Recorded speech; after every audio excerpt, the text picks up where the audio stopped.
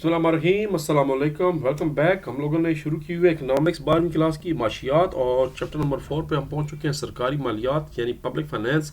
इसका दूसरा हिस्सा है जो कि लॉन्ग क्वेश्चंस के मुतालिक है। लॉन्ग क्वेश्चन 6 हैं। एक लॉन्ग क्वेश्चन का जवाब किताब में एग्जैक्ट नहीं है, वो भी मैंने लिखा हुआ, आपको मैं बता देता हूँ, बड़ा आसान है। पहले जो किताब वाले पहले वो करते हैं। निजी और सरकारी मालियात में फ़र्क बयान करें और क्या चीज़ें कॉमन है ये भी बतानी है, यानी पब्लिक फाइनेंस और प्राइवेट फाइनेंस में क्या फ़र्क है ये भी बताना है और क्या चीज़ें कॉमन है ये भी बतानी है।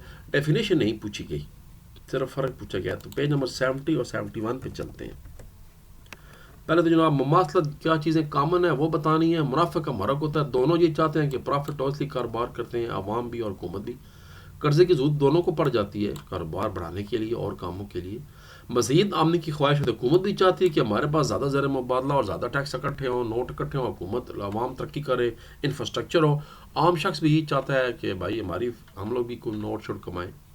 और दोनों अखराजात और आमदन में तवाज़न करने की कोशिश करते हैं।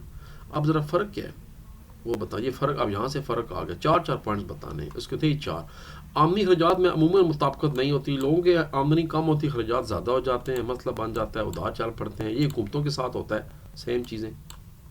बजट की मुद्दत, हुकूमत के बजट की मुद्दत साल होती है, सालाना बजट पेश होता है हर साल जून में, आपने देखा है। लेकिन लोग अपने हिसाब से खुद बजट बनाते हैं, कुछ माना तनख्वाहों की बेस पे बनाते हैं, कुछ अपने कारोबारी जो लोग हैं वो हफ्ते की बेस पर बनाते हैं, कोई 3 महीने की सहमाही बेस पर, कोई छमाही बेस पर। ये चक्कर था, ये फ़र्क हो गया।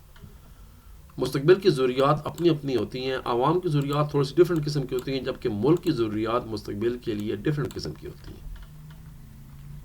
और आमनी खर्चात में तवाज़ुन के दौरान मतलब भी बन जाता है बाद दफ़ा। तो बस इसके भी 4 ही पॉइंट बताने हैं, नीचे और है, इसकी ज़रूरत नहीं है। 4 पॉइंट, 8 नंबर का लॉन्ग है तो 4 पॉइंट दोनों बताने, बस यहाँ तक। और ये भी छोटा कर दें, इसको पढ़ें और अपने अल्फाज में बयान करें, रट्टे ना लगाएं। उसके बाद जनाब दूसरा लॉन्ग है, सरकारी वसूलियाँ किस तरह हासिल की जाती हैं, जो पैसे हुकूमत इकट्ठे करती हैं। ये सवाल और सवाल नंबर 6 एक जैसे हैं। इसमें थोड़ा सा एक्स्ट्रा चीज़ बतानी है, इनडायरेक्ट तरीके से भी वसूलियाँ बतानी, इसमें सिर्फ सीधे सीधे महसूलात बताने, इसमें सिर्फ टैक्सों की बात करनी है, इसमें हर तरह की वसूली की बात करनी है। तो ये सवाल थोड़ा सा बड़ा है, ये छोटा है। ये भी जो आपको 4 सफ़े नज़र आ रहे हैं, 4 सफ़े नहीं लिखने, आपको मैं बताने जा रहा हूँ करना क्या है। इसका हेडिंग सारे देने हैं, हर हेडिंग में 2 3 लाइनें लिख देनी है। पहले तो पेज 73 निकालें। ये जो आप सरकारी वसूलियाँ आ गई। अब ये जो पॉइंट नंबर 1 है, ये अलग लॉन्ग सवाल नंबर 6 है, ये नीचे शुरू हो रहा है। जो महसूलाती, जो गैर महसूलाती हैं वो इस लॉन्ग नंबर 2 का हिस्सा है। तो पहले तो बता दें, हुकूमत का सबसे बड़ा जरिया टैक्स होते हैं, 2 किस्म के होते हैं, महसूलाती आमदनी के ज़राए और गैर महसूलाती। अब ज़रा महसूलाती का पहले डेफिनेशन बता दें 2 3 लाइनों में कि ये क्या होती है, और अब आगे 2 लाइनों में ये सारे हेडिंग देते जाए। ये दरामदी बरामदी मसला, आप इम्पोर्ट एक्सपोर्ट कर, उस पर आप टैक्स अदा करना पड़ता है। एक एक्साइज ड्यूटी होती है जनरल, उस पर करना पड़ता है, एक्साइज ड्यूटी लग जाती है। कॉर्पोरेट टैक्स लग जाता है, इनकम टैक्स लग जाता है ज़ाती दौलत पर, हम लोग हर महीने देते हैं तनख्वाह के साथ। और ज़री इनकम टैक्स होता है। पाकिस्तान में ये बहुत कम है लिखा हुआ है, ताहाल अभी तक ज़री पैदावार में टैक्स नहीं लगा, मगर लग सकता है। तो सिर्फ 4 पॉइंट बताने इसके भी, बस 4 इसके बता दें यहाँ तक, वो भी छोटा करके। और 4 ही जनाब गैर महसूलाती बता दें। फ़ीस हो गई, आप फ़ीसें हमारा जमा करते हैं, वहाँ पर हुकूमत आपसे टैक्स ले लेती है। कीमतों में जीएसटी वगैरह हो जाता है। जो बिल आते हैं बिजली का, गैस का, उसमें टैक्स लग जाते हैं। सूद की वसूलियाँ जो हुकूमत लेती है, मरकज़ी बैंक लेती है, सूबाई हुकूमतें लेती हैं, वो भी टैक्स हो गया। और खसूसी तशख़ीस हो गई, सरकारी जायदादें हो गई। इसको छोड़ दें, जायदादों वाला कर ले, तो बस इसके भी 4 पूरे हो गए, 4 ये। और दीगर वसूलियाँ, ये एक पॉइंट लाजमी कर लें। आप पार्कों में जाते हैं, हुकूमत के चिड़ियाघरों में जाते हैं, वहाँ पर टिकट वगैरह देते हैं, ठेके होते हैं, टोल टैक्स देते हैं। ये भी एक तरीका होता है जनाब वसूलियाँ करने। बस यहाँ तक ये बताना है। 4 ऊपर के, 4 नीचे, और 4 दीगर वसूली। इसके तो 1 2 3, इसके 3 ही पॉइंट। ये सरचार्ज हो गया, जो मैंने बताया था बिजली गैस के बिलों वगैरह पे होता है हासिल, जैसे नीलम जेलम सरचार्ज, इस तरह के जो पड़ जाते हैं। सवाल नंबर 3 है, टैक्स आयद करने के असूल बयान करें। ये बेहतर है कि सिर्फ एडम स्मिथ के 4 करें, जो बाकी एक्स्ट्रा है वो करने की ज़रूरत नहीं है। बस पेज 76 से निकालें। چونکہ 4 ایڈم سمتھ کے دیے ہیں، یہ والے ٹیکس اصول یہاں سے شروع کریں گے. ٹیکس لازمی ادائیگی اس کے اصول کیا ہیں؟ ایڈم سمتھ نے 4 اصول بتائے ہیں. اصول مساوات بتا دیں چھوٹا چھوٹا کر کے. اصول سرٹنٹی، اب یہ شارٹ نہیں یہ لانگ ہے، اس میں ڈیٹیل بھی بتانی ہے. اور آخری اصول کفایت، یہ بتانے کے بعد بس اس کو یہاں پر سوال کو ختم کر دیں. یہ جو دیگر اصول ہے یہ پھر سوال بہت لمبا اور لینتھی ہو جائے گا اور اس کا پھر فائدے بھی کوئی نہیں ہے. اصول پیداواری اس کو ضرورت نہیں ہے، بس جو بنیادی 4 اصول ہیں ایڈم سمتھ والے وہی بیان کر دیں آپ. یہ 4 یہ ہو گیا.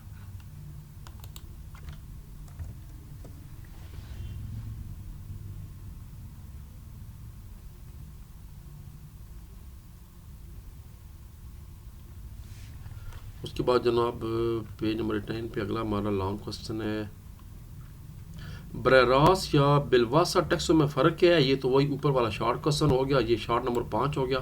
اور اب ان کے فوائد بھی بتانے اور نقصانات بھی بتانے ہیں. یہ بھی بہت بڑا ہے، ان کے بھی ہم تین بتاتے ہیں. 3 فوائد 3 نقصانات، 3 فوائد 3 نقصانات، 12 پوائنٹ بنیں گے اور 2 ڈیفینیشنیں ہوں گی بس. تو چلتے ہیں پیج نمبر 79. آپ کہیں گے بس سر اتنا، صرف 14 ہیڈنگز؟ ویسے تو بچوں کے جا کے 40 بنتے ہیں، 14 ٹھیک ہے نا. پھر پہلے ڈیفینیشن آ گئی، براہ راست ٹیکس کیا ہوتا ہے اور بالواسطہ کیا ہوتا ہے. یہ وہی ہم نے جو شارٹ کوسچن کی میں نے ہائی لائٹ کی ہے، اتنا ہی بتانا ہے. پیج نمبر پھر بتا رہا ہوں، پیج نمبر 79. اب اس کے بعد جناب 3 فائدے بتا دیں. براہ راست ٹیکسوں کے فائدے 1 2 اور یہ 3 بس. پھر 3 ہی براہ راست ٹیکس کے نقصانات بتا دیں، 1 2 اور یہ 3 بس. ٹرک بلا واسطہ ٹیکسوں کے 3 ہی فائدے بتا دیں، یہ 3 ہو گئے. اور بالواسطہ ٹیکسوں کے 3 نقصانات بتا دیں، یہ 3 ہو گئے. خلاص. اگر یہ آپ کو ایک پوائنٹ بڑا لگ رہا ہے تو یہ چھوٹو سا پوائنٹ ہے، یہ پہ اس کی جو کسی ان تینوں میں سے کوئی ایک یہ والا کر دیں نیچے، کہ یہ لوگوں میں احساس شریعت پیدا نہیں کرتے. لوگ کہتے ہیں یار دیکھو حکومت کما ہم رہے ہیں، محنت ہم کر رہے ہیں اور حکومتیں دڑا دڑ ہم سے 1 ٹیکس وصول کر رہی ہیں، کیوں جی؟ پھر جڑا کیوں جی والا مسئلہ ہے نا، یہ مسئلہ بنا دیتا ہے کیوں جی. اس لیے کہ حکومت پھر کیسے چلے، ٹیکس نہیں دیں گے آپ پھر حکومت نظام کیسے چلائے گی؟ تو اس کے بھی 3 پوائنٹ، یہ 12 پوائنٹ بن گئے.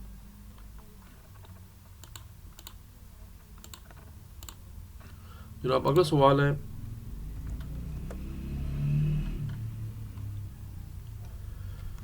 متناسب اور متضاد ٹیکسوں میں فرق بیان کریں، ان کے فوائد اور نقصانات کریں. یہ اس کا جواب ایگزیکٹلی کتاب کے اوپر نہیں ہے. ایک جگہ متضاد ٹیکس ضرور لکھا ہوا ہے مگر ڈیٹیل کہیں نہیں بتائی جا رہی. نقصانات فائد بھی کوئی نہیں ہے. اس کا میں نے گوگل جیمنی سے جواب نکالا ہے، اے آئی سے، اور اس چیپٹر کے مطابق نکالا ہے. اس کو پہلے یہ چیپٹر میں نے پڑھنے کے لیے کہا ہے، پھر میں نے کہا بھائی اس سوال کا جواب دے فاروق، اس نے پھر جواب دے دیا، اردو میں کنورٹ کیا پھر میں نے. تو یہ پیش خدمت ہے آپ کے سامنے. یہ اس کو میں مزید ایکسپینڈ کر رہا ہوں، ساتھ ساتھ پڑھ رہا ہوں. آپ اس کا یہ ہے کہ ریکارڈنگ 2-3 دفعہ سنیں، آپ کو یاد رہ جائے گا، یا اس کو لکھنا شروع کر دیں. سب سے پہلے متناسب ٹیکس یعنی پروپورشنل ٹیکس. متناسب ٹیکس میں تمام ٹیکس دہندگان اپنی آمدنی کا 1% ٹیکس ادا کرتے ہیں، مطلب سب کا سٹینڈرڈ ہوتا ہے، چاہے کسی کی آمدن 1 لاکھ ہے چاہے کسی کی 1 کروڑ ہے. لیکن پاکستان میں ایسا نہیں ہوتا. پاکستان میں 6 لاکھ تک ٹیکس کوئی نہیں ہے، 6 سے 12 تک کی اور ریشو ہے، 12 سے اوپر کی اور ریشو ہے، اس سے اوپر کی اور ریشو ہے. ڈفرنٹ ریشوز ہیں، پوری دنیا میں ریشوز ہوتی ہے، فکس ٹیکس کم ہی ہوتا ہے دنیا میں. اس کے فائدے کیا ہیں؟ یہ نظام سادہ اور سمجھنے میں آسان ہے اور اس سے تمام گروہوں کے ساتھ سلوک ہوتا ہے. لیکن یہ بہتر اس لیے نہیں ہے کہ ایک بندہ ارب پتی ہے، وہ فکس ٹیکس صرف 1 کروڑ دے رہا ہے 1 ارب میں سے، اور ایک جو 1 لاکھ کما رہا ہے، جو ایک بندہ 10,000 کما رہا ہے وہ 1000 بیچ سے دے رہا ہے، اس کے بعد پھر کچھ بھی نہیں بچے گا. تو اس لیے یہ ٹیکس نہیں. آگے لکھا ہوا اس کا نقصان، یہ کم آمدنی والے افراد پر زیادہ بوجھ ڈالتا ہے کیونکہ ان کی آمدنی کا زیادہ حصہ ٹیکس میں چلا جاتا ہے. یہ ایک عدم مساوات پیدا کرنے میں اس میں مدد نہیں کرتا، یعنی اس سے عدم مساوات پیدا ہو جاتی ہے. ذرا ایک دوسرا طریقہ جناب ہو گیا متضاد ٹیکس، پروگریسو ٹیکس ہو گیا. متضاد ٹیکس میں زیادہ آمدنی والے افراد زیادہ ٹیکس ادا کرتے ہیں. یہ پوری دنیا میں ہوتا ہے. اس کا مطلب ہے جیسے جیسے آمدنی بڑھتی ہے ٹیکس کی شرح بڑھتی ہے. یعنی ٹیکس کی شرح اگر 10,000 روپے تک کی آمدنی پر 10% ہے تو 50,000 تک کی آمدنی پر، اور یہی مساوات کا اصول ہے. لیکن یاد رکھیں اسلام اس سے اعلیٰ ترین چیز بتاتا ہے. اسلام کے اندر اگر آپ زکوٰۃ صحیح دینا شروع کریں جو فکس ہے 2.5%، تو پھر ان چیزوں کی ضرورت ہی نہیں رہے گی. زکوٰۃ بھی ایک طرح کا اسلامی ٹیکس ہے جو آپ کے مال پر ڈلا گا، اور وہ آپ صحیح 2.5% کے حساب سے دینا شروع کر لیں تو پھر اس طرح کے متناسب یا پروگریسو ٹیکس کی ضرورت نہیں پڑتی. حکومتوں کے پاس بیت المال کے اندر بہت پیسہ آ جائے گا، غریبوں کی مدد ہوگی، سارا کچھ ہو سکتا ہے. جیسا کہ اولین خلفائے راشدین میں ہوتا تھا دور میں کہ ٹیکس لینے والی کوئی نہیں رہا تھا، زکوٰۃ لینے والی کوئی نہیں رہا تھا، اتنے لوگوں نے زکوٰتیں دی تھی. جناب متزائد آمدنی پر جو ہے یہ اس کے فوائد بتا دیں. یہ آمدنی کی عدم مساوات کو کم کرنے میں مدد کرتا ہے. یہ آمدنی کے افراد پر ٹیکس کے بوجھ کو کم کرتا ہے. نقصانات کیا ہیں؟ یہ پیچیدہ نظام ہے. یہ افراد کو محنت کرنے اس میں یہ ہے کہ حوصلہ شکنی بھی ہو جاتی ہے. یعنی جو زیادہ کما رہا ہے وہ کہتا ہے بھائی کیا فائدہ، جب زیادہ کما رہا ہوں تو حکومت ٹیکس بھی زیادہ لے رہی ہے، اس واسطے چھوڑو تھوڑا ٹیکس کمائیں. لیکن یہ چیز کم ہی ہوتی ہے، یہ ہر جگہ ایسا پوری دنیا میں. پاکستان اب اس ایگزامپل دیکھ لیں، جو انکم ٹیکس ہے وہ متزائد ٹیکس ہے پاکستان میں، اور جو سیل ٹیکس ایکسائز ڈیوٹی ہے وہ فکس ہے.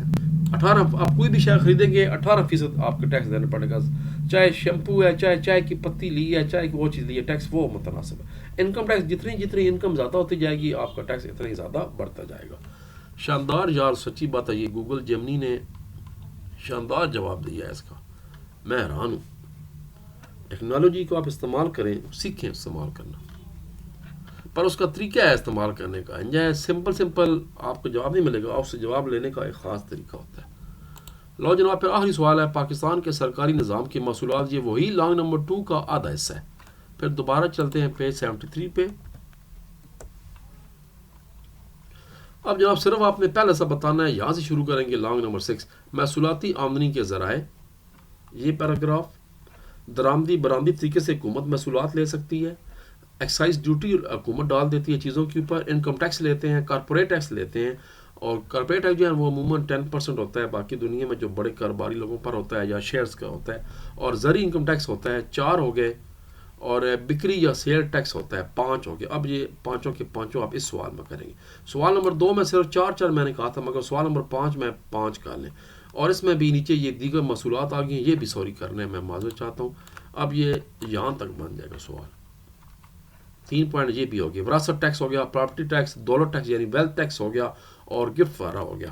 جیسے پاکستان میں 35,000 کے گفٹ تک کا ٹیکس نہیں ہے، اس سے زیادہ کسی کو گفٹ دیتے ہیں تو پھر آپ کو ٹیکس لگانا پڑے گا. بعض اور زمینیں بھی ہبہ وغیرہ کر لیتے ہیں تو وہ پھر وہ ٹیکس لگ جاتا ہے اس پہ. تو یہ تھے جی ہمارا چیپٹر آسان شاندار. اس کے بعد جو چیپٹر ہے وہ بڑی شاندار چیپٹر ہے، انٹرنیشنل ٹریڈ کے بارے میں چیپٹر ہے. ٹھیک ہوگا، امپورٹ ایکسپورٹ. تو پھر ملاقات ہوتی ہے 1-2 دنوں کے بعد اگلے لیکچر کی طرف. تب تک اپنا خیال رکھیں. نماز کا ٹائم تقریباً ہونے والا ہے، آدھا گھنٹہ رہ گئے، 12:56 ہو چکے ہیں. تو اللہ تعالیٰ ہم سب کا بھی ناصر ہو. دوشی پڑھتے رہا کریں. پاکستان